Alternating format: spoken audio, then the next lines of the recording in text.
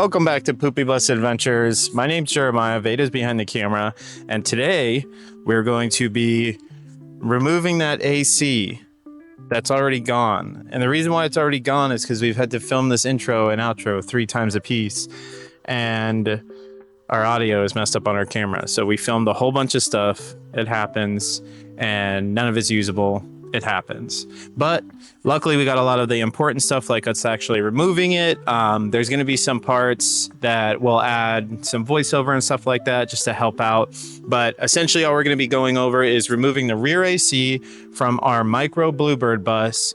There's a bunch of videos on it online. You know, it's a pretty standard removal process. It's nothing crazy. Yeah, let's get into it. And obviously I'm up in the bed, but we're going to be removing this AC.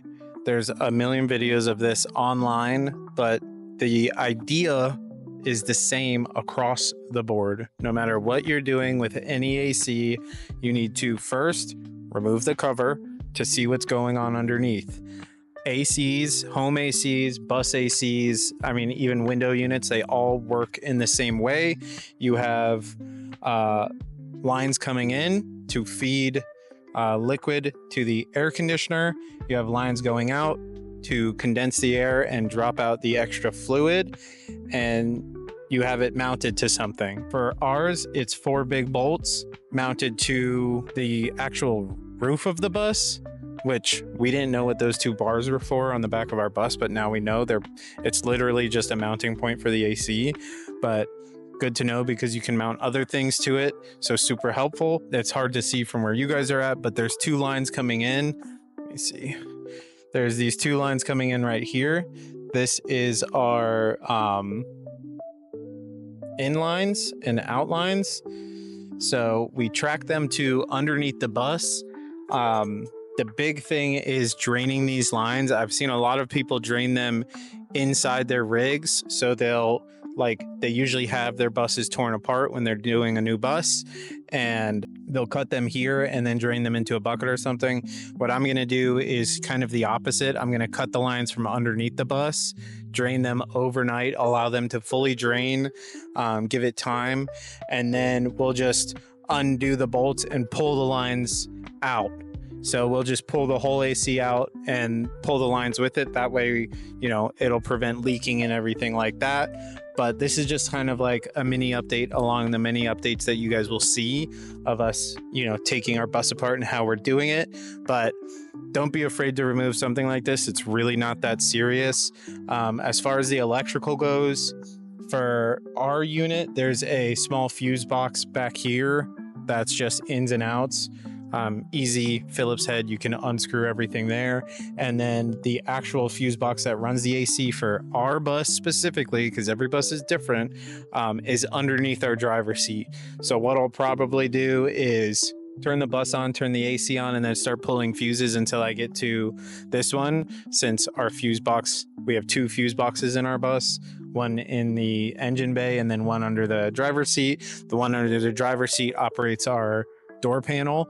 So we'll just pull fuses until I figure out what's what. Once I get to the AC, I'll keep that fuse out, and yeah, we'll be able to pull this bad boy out. It really shouldn't be that big of a deal, but you know, famous last words from everyone who's ever said that, it's probably going to be a big deal. Yeah, just a mini check-in. We're going to be removing the AC back here. I'm going to be cutting a hole and installing our window unit in the back of the bus. Since the new layout of the bus, it'll be the most optimal way to blow air into the bus and kind of cool the entire space instead of where it is now, because right now it does okay, but it could be better. Everything could always be better. But yeah, thanks for checking in from the tantalizing bed of Poopy Bus, and we'll walk you through the next thing we're doing, you know, right now. All right, welcome back again. So we're going to be removing the rear AC. There's a million videos on YouTube on how to do it, blah, blah, blah. We're just walking you through our experience. So we took the cover off. I kind of went over how an AC works. This is our fuse box that's underneath the driver's seat. So if you want to get up under there, she's down here. Really, actually a pain in the butt to access honestly, it's not really easy to get to, but this is, again, our bus. Not every bus is the same, but once I got this off, this is basically for all the extra stuff that they added to the bus. So it's a whole fuse box dedicated to flashing lights and things like that. So if it's illegal to have flashing lights in your state, this is also a great way to undo those lights without having to manually unwire anything. You can just pull the plugs out.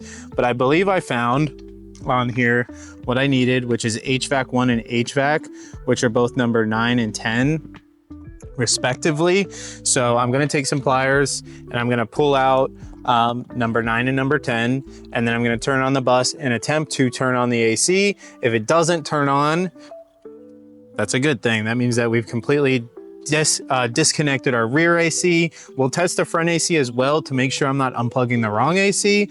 But yeah, let me get to it. So number 9 and number 10, which are, if we have it like this, number 9 and number 10 are 10 volt and are 10 amp and 20 amp respectively. So that's going to be this one here, 10 amp and 20 amps respectively. So with these two fuses being unplugged, I should be able to turn on the bus. Watch it not turn on. Yeah. I should be able to turn on our bus. She cranks right up. So one of these disconnected our bus AC. So it's actually, as you can see, this is working because I can hear it depressing, but it's not actually blowing any air. So one of these controlled that, and then this controls our rear AC, which still turns on. So that tells me it might be an auxiliary. It might be an auxiliary plug. So now I got to put these back where I got them. I got to put these two back where I got them from. So 20 amp goes here. 10 amp goes here. So now the hard part is going to be figuring out which of these goes to rear AC. Because a lot of the times when they're writing these, they'll use strange, like this 24 high capacity current relay. It just says aux, which is short for auxiliary. So every once in a while, something like that will be for like the rear AC. So it's a pretty big relay, actually. It's like, instead of a fuse, it's a relay. So it's actually like a little, like a plug. So number 24, so if we're looking at it like this, 24 would be this big boy back here, which stinks because there's not really a comfortable way.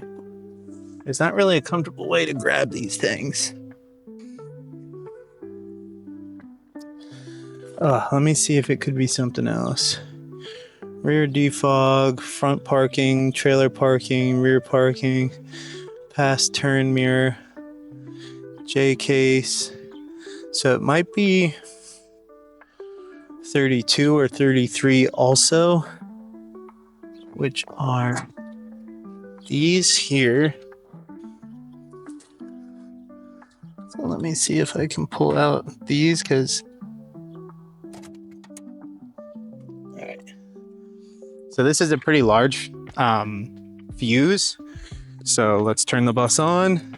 And the reason why you want to do it like this, like one thing at a time,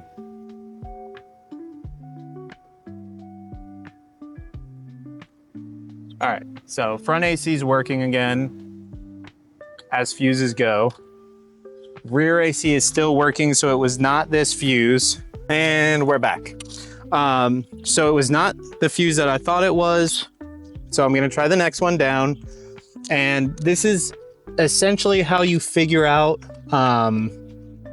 you know, everything about your rig, right? So if you're not mechanically inclined, which most people are not, if you're not, you know, electrically inclined, whatever it may be, do everything the safest way. Turn the bus off, unplug what you're looking for, try something, turn the rig on, try it, plug it again, like rinse and repeat, because a lot of the times these things are not well articulated, right? Like we have two different HVACs, HVAC 1 and HVAC, and neither of them were for the HVAC system. So, you know, the rear HVAC.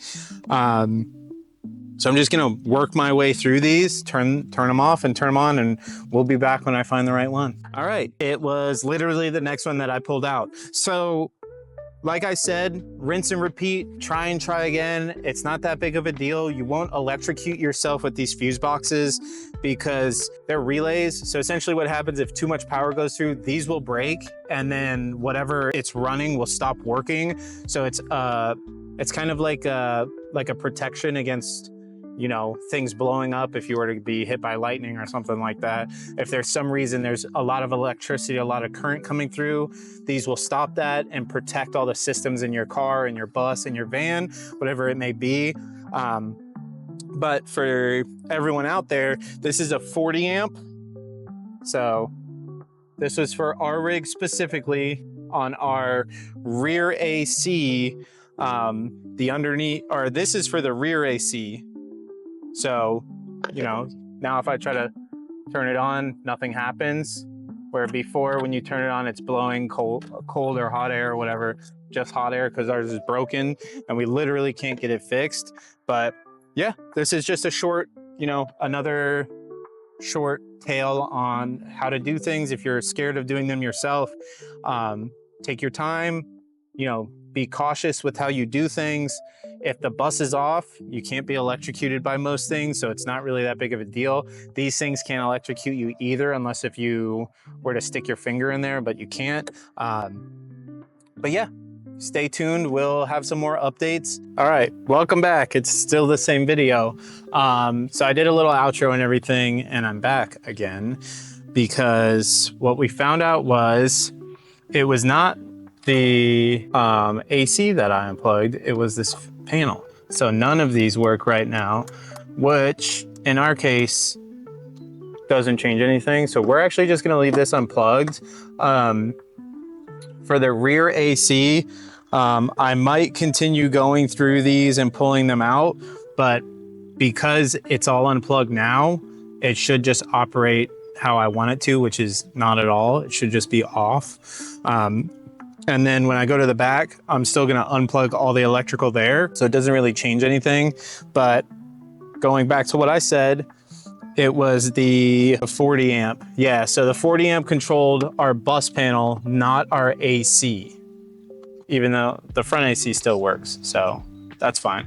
But yeah, just a mini update. We got this panel unplugged, so take your time, double check everything, you know, don't be like me. Anyways, we'll see you guys in the next one. All right, we've made it to the next part of removing the AC from the bus, which is going to be climbing up underneath the bus and actually cutting the lines, the drain lines, I guess. It's always scary to do things like this because you don't want to mess it up. It is really obvious you're just cutting drain lines. But yeah, I'll bring you guys with me. All right, so we are underneath the bus. This is the back corner panel because these are the lines that need to be cut up here, and these lines go out from the AC, the big AC, into the rear AC, which doesn't work anyways, which is the main reason why we're cutting it. I have a bucket here to drain what I need to drain, and I'm gonna see if I can't get that out. So I guess you just give these bad boys a cut.